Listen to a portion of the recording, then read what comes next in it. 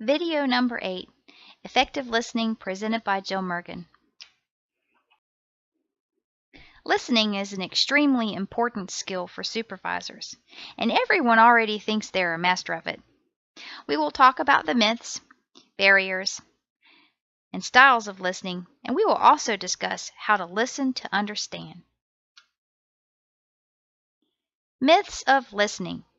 A lot of people think effective communication is the sender's responsibility, that they're supposed to be clear and concise. But really it depends on the receiver as well as the sender.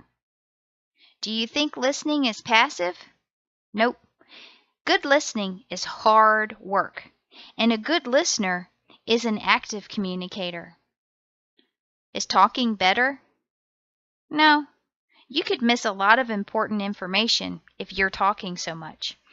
I like to refer to the God gave me 2 ears and 1 mouth scenario. Yeah. Is listening natural?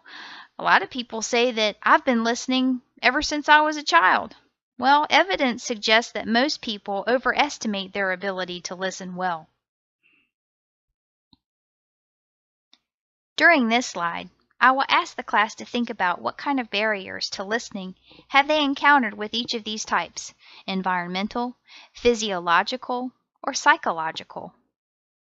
A good example of an environmental barrier could be that you're in a super cold conference room during a meeting and you can't track the conversation because you're freezing.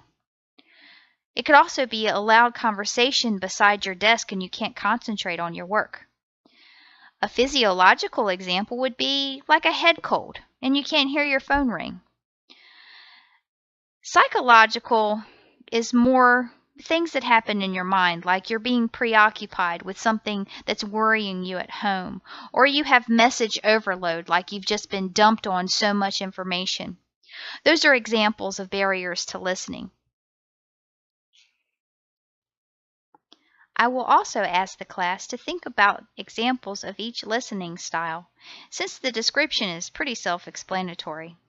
For example, relational listening styles are most concerned with emotionally connecting with others. Analytical would hear the whole message before coming to judgment. Task-oriented listening is concerned with getting the job done. Critical listeners evaluate the message. I have a handout for the class to assess their listening style. We will then discuss the differences between mindful and mindless listening.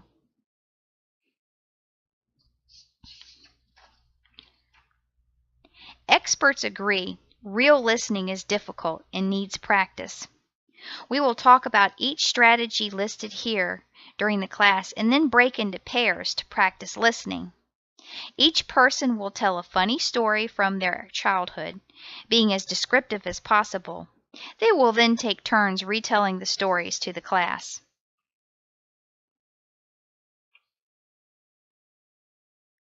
This concludes the supervisor training program.